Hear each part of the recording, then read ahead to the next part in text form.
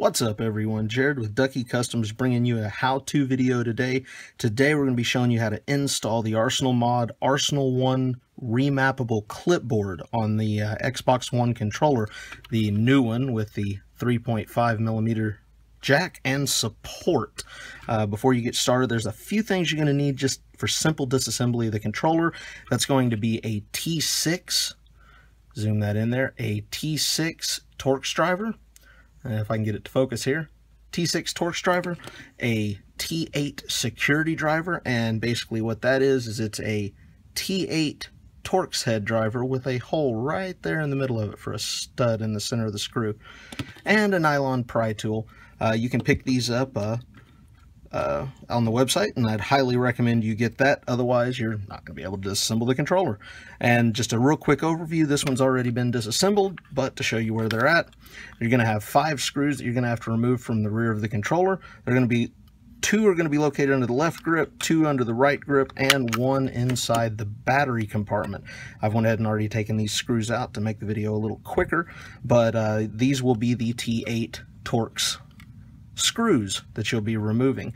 Remove 1 here, 2 on the other side, 1 inside the battery compartment there. And in order to pop these grips off, you'll just slide the pry tool down in the front here. What I like to do is kind of pop it up there. You can just kind of grab on the sides, pull it off. Sounds like it's going to rip apart, but not the case at all. After you've taken those screws out, faceplate will just slide right off. Next, you're gonna remove your thumbsticks and just give those a gentle tug, and they'll pop right off. Then you'll want to pull your triggers in just a little bit like that, just a little bit there, and lift up on the front and out, and it'll pop right out of the rear shell there. And to get to your board, you're going to flip this over. I've gone ahead and desoldered the rumbles again to make it a little quicker on the video.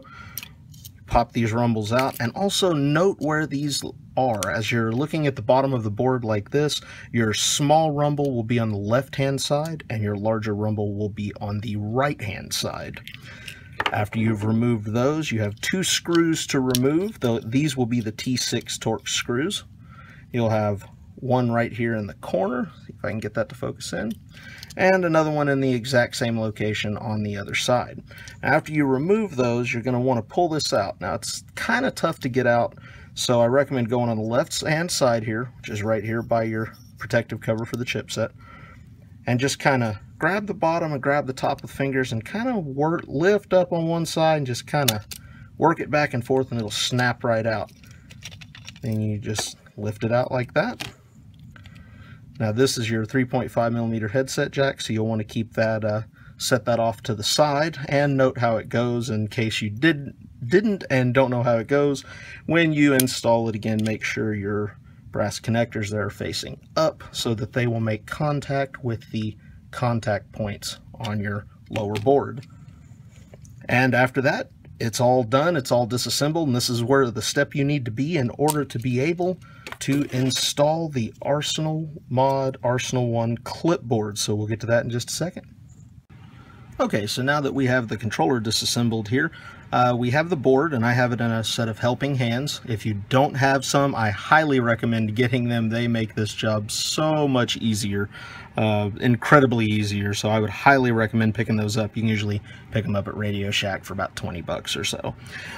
Here you have the Arsenal mod Arsenal One clipboard, and all you do to line it up, they will go over the J5 and J6 connectors here, and you'll see that they sit down. They actually line up really well. I'll zoom in here to see if we can give you a little bit of a closer look, reposition that into the camera to see how those line up there.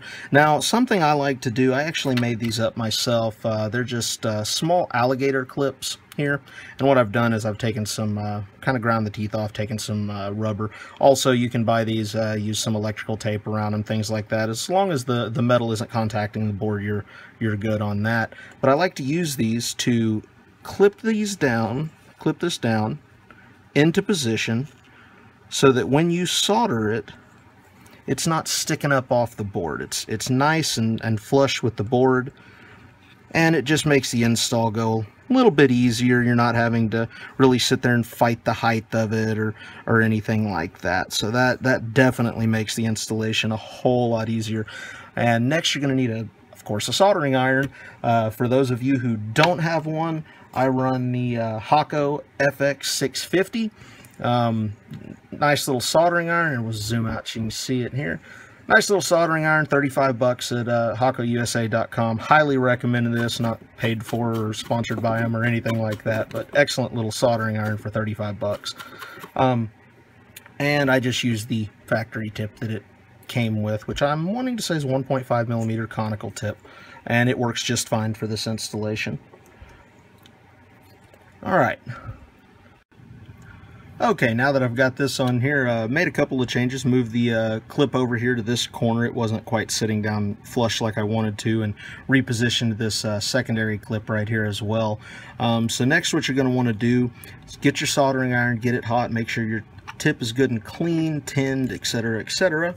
And what you're going to want to do, clean the tip there. What I like to do, first off, if you'll notice on each contact here, the white arrows that are on there, those are going to be the points in which you're going to be soldering to. You won't solder to any of the other points. It'll only be the ones with the white arrows on it on the J5 and J6 connector for this step of the installation.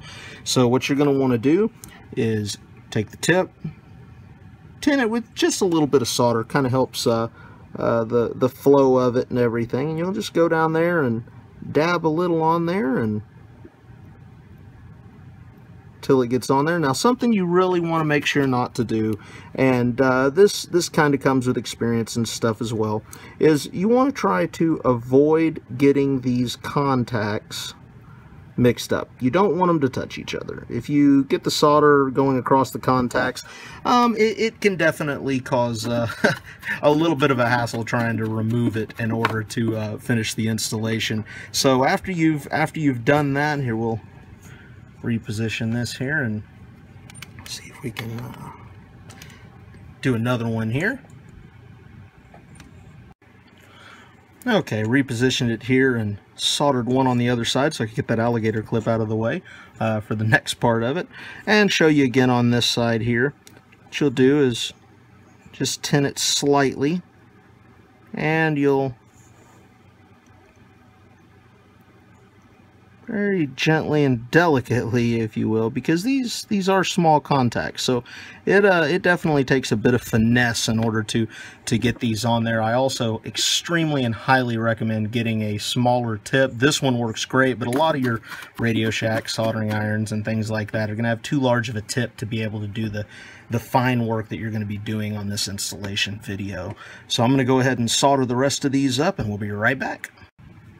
Okay, now that we have all those soldered together, what you're going to want to do is definitely look very closely, check each and every solder joint, make sure you have good contact, good adhesion to the contacts on your J5 and your J6 connector there. Now, after that's done, also, actually one thing, the rapid fire on this particular board for the new 3.5 controllers is kind of a cat and mouse type thing with the controller updates.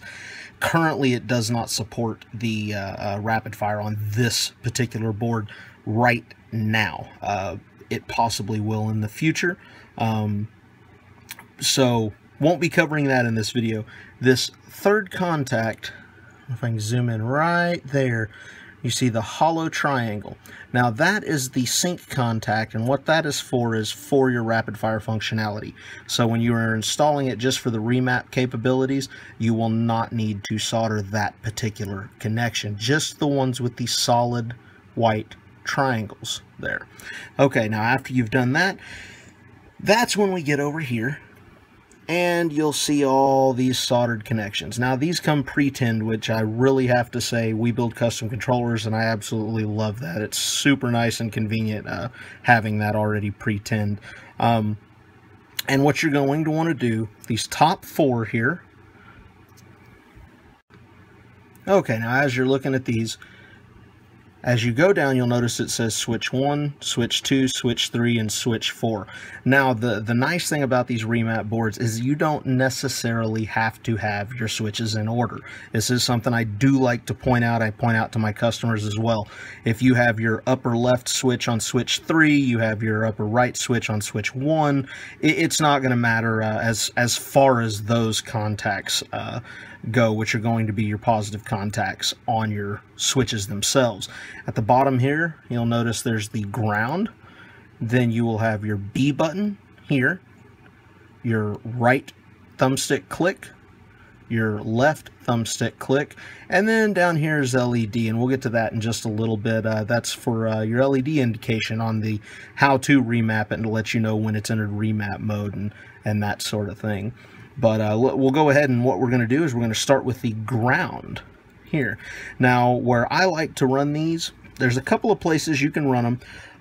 The way I prefer it is as you flip the board over, this contact right here on the back of your thumbstick is going to be the ground. This is typically where I run the ground for the board, and that's going to also ground out to all of your switches as well. That will be your switch ground there. So what I like to do is I will actually run a ground from here around the board and contact point right there, and then as your ground cables come around from off of your ground switches, you can loop them, which we'll show you how to do that later in the video. You can loop them around and you can splice them in and have everything connect right here on the ground connection on the board. So again, and that's going to be your left thumbstick. As you're holding it this way, it will be or your right thumbstick rather, apologies. You'll flip it over and it will be this top contact right here. That will be the ground point for that. That's just typically what I go off of. There are a few more other ground points and everything, but that tends to be the quickest and easiest one there. Next, you're going to have your B button. Now on your J5 and J6 connectors here, each one of these represents a button. And what's really nice about these clipboards as opposed to just the chips themselves is that it reduces, if you'll look and count, 3 down here, 4 up there, 3 here, and 2 here. That reduces the wires you have to run to each individual contact on the board by a dozen wires. Extremely convenient when you're doing a lot of these installs. So here's your B, and what you're going to do is you're going to run a wire from that B over to the D14 connector. Now you'll notice there's 2 solder points on this. You're going to want to connect to the top solder joint, the very top one there, and when you are done, you do not want them connecting, so make sure there is no soldered bridge between those and that it is nice and open there. So you'll run that. We'll install these here in just a little bit off camera to make it, you know, kind of a little bit easier, a little bit shorter of a video, and then we'll get back there. Next, moving on back over here to the right and left thumbstick clicks for the click right there. Now these locations for the left hand here, and they're going to be the same on both thumbsticks, is going to be this contact point right here.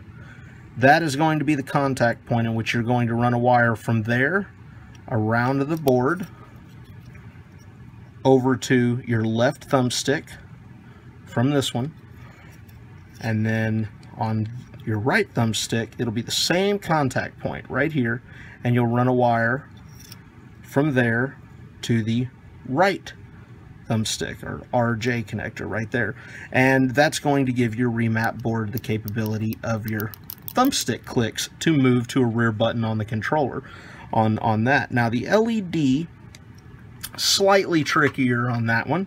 And what I like to do is I will run a wire. You run a wire from that to a connector on the upper board here. And let's go ahead and pop this off. And if you need to know to remove this, you just lift up on this, pull forward, and it'll pop right off. Take that sync button off so we don't lose that. Now, as you're looking at the board right here, you're going to connect that LED to the top of this R5 connection right here. But because that is so incredibly small and difficult to solder to without messing that up, what I recommend doing is following this tracer. Turn so the light's a little better there.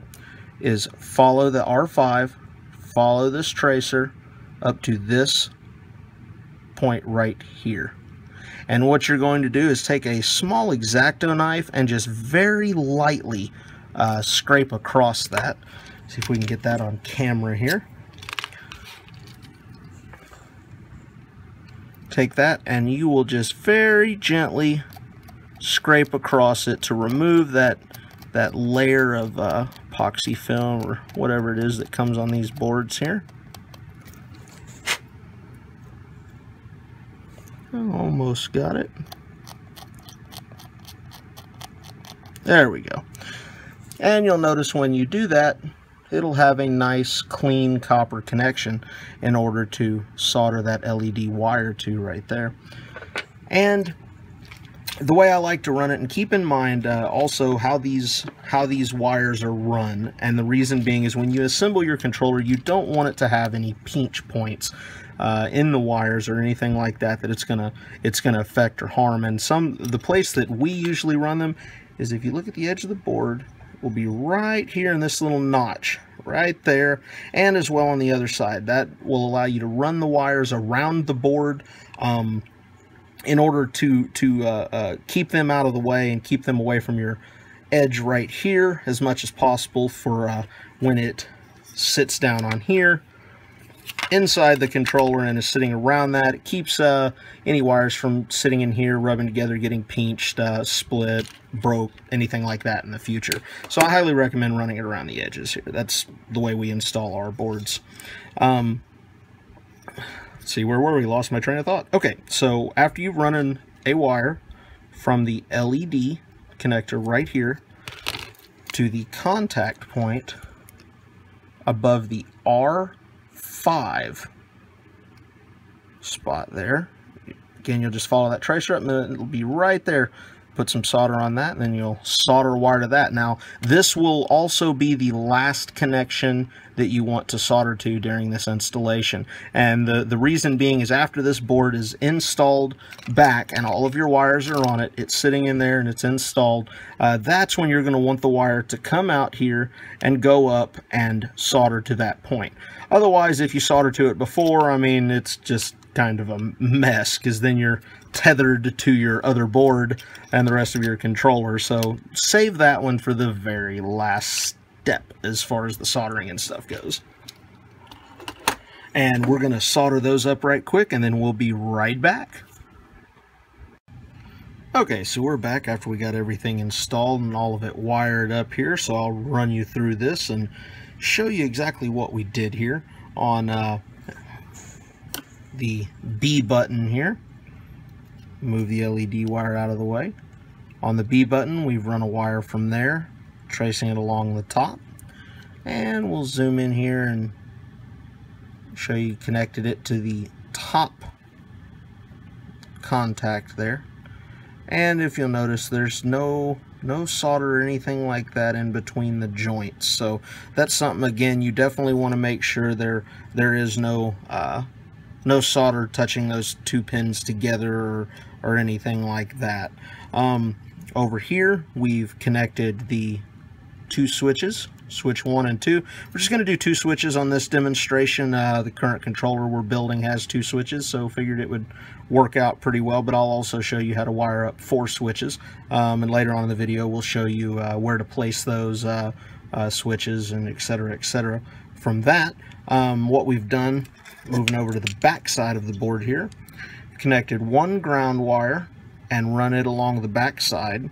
Now, normally we hot glue these wires down to keep them from moving, to keep them stationary in the controller. That way, if you drop it or anything like that, it's not going to want to break the contacts. Kind of gives it a little more durability, if you will, and keeps the wires where they're supposed to be. But I haven't done that yet. Saving that for later, and that way you can get a good idea from what everything is like and where it's all supposed to be. So we've run that ground wire there, and we've come across here, and we have come down here, the wiring harness here that we made, and you'll notice we have one ground wire here. As you trace it down, you'll notice that we have another ground wire spliced into that to connect to the other switch, and then we've connected these two ground wires and spliced them onto this board, and it is the ground wire coming off of your switch and coming from the back of the board to the grounding point, as well as your thumbstick clicks. You'll notice here, the pointer so we can show a little better here, you'll notice that right here and right there we've gone ahead and soldered those on and brought those around there and connected to the left joystick and the right joystick there, and that's how pretty much all the wires are connected. Now your LED wire, again, that'll be the last wire you connect in installing this Arsenal Arsenal 1 clipboard. It's been soldered there, and I've left it loose. You won't need, it's about 3.5 inches of wire. Now you will not need this much for the installation, but I would rather have more than enough and cut it off than cut it too short, and after you've already put the board together and then you have to go back, etc., etc. So that's never fun to have to take it back apart because the wire is too short. So make sure it's plenty long. Like I said, about 3.5 inches would be plenty for that. So we've got all of this wired up. We've got all of our contacts that we've covered and soldered here on the J5 and J6 connectors. We have everything connected here. Now we're to the point to where we have to connect our switches. So we will be right back, and I will show you how to place those, where to place those, and drilling them, etc. So we'll be right back. Okay, so we're back. I'm going to show you how to map out the buttons, how to show where to place them on the rear shell of the controller. Now here I've removed both of the grips as well as the battery cover. Now something that's nice and easy and simple, our standard button placement on our Ducky Customs controllers will line up with the headset notch on the back of the controller right up here on the grip. And something I've found that make that extremely quick and easy is Scotch tape. 1/2 inch to be exact. Peel off about a 6 or 7 inch piece, something like that, and I'll try to do this on camera here without obscuring the views too much. And what you'll do is you'll place that right at the center of that dash. Place that down, and you can use this top edge right here as kind of a guide. You'll have about approximately a 1/16 of an inch overhang on it, and you'll use the back side of it as the leading edge. Now you want to make sure that's good and flat when it comes up over the sides, like so.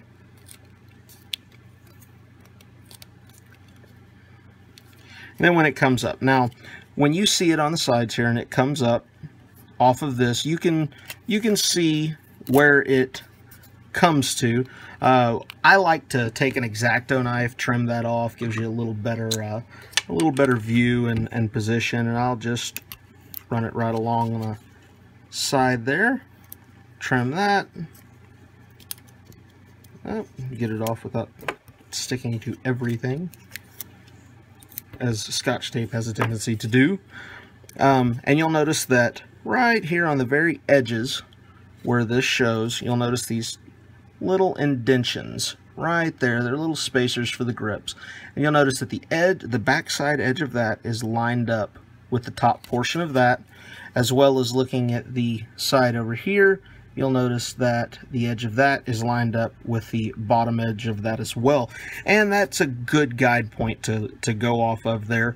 And as you look at the back, the tape is even on both sides, and what I like to do is measure down. Quick and easy way to do, we actually use calipers here to make sure they're perfect and precise, but you can actually just take and measure from this point here. A seamstress tape actually works really well, those flexible tape measures. If you don't have one of those, a regular ruler or something would work, preferably a flat one where you can kind of roll it along this edge here, or if you have access to a set of calipers, then that would actually be perfect.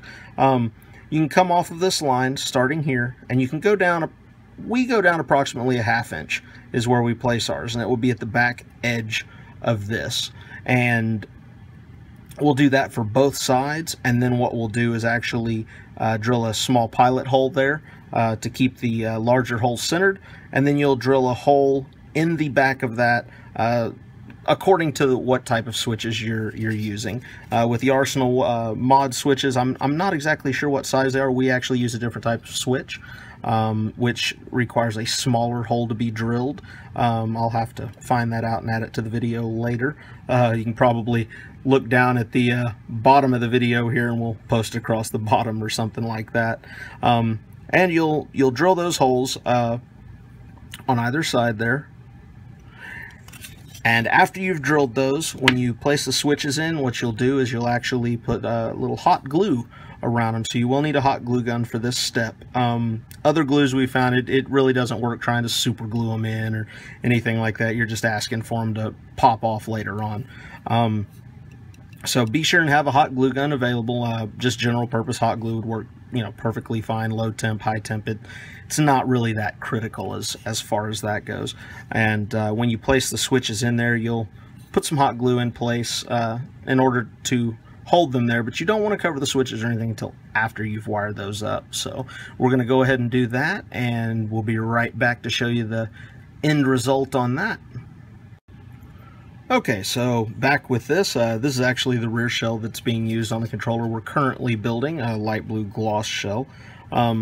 And the button placements are in line with this. Now, something you have to do is you have to trust your measurements when you install these buttons. And the reason that I say that is when you look at the back of the controller, it can, because of the angles, it can really play tricks with your eyes. And one button may seem like it's sitting a little lower or a little bit higher or something, but when you turn it and look at it dead on, you realize, oh, well, they're not. It just looks that way.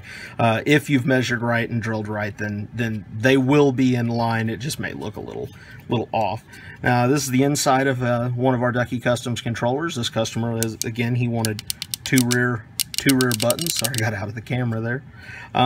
These are just, we use 6x6 tack switches. The Arsenal mod switches are slightly different and slightly bigger, so that's where the variations in the hole sizes for those particular switches will be. And what you want to do to kind of give an idea here is you'll want to put some hot glue around the outside edges of the switches, and you're going to have 4 contact switches here on these particular switches. You will on the Arsenal mod ones as well. And I'm not sure the pole throws on those. I'll have to get with the company and find out on that.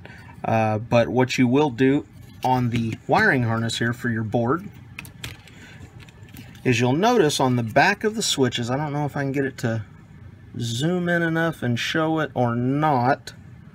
You can't really see it. There will be distinguishing marks on these switches, numbers or initials or something like that.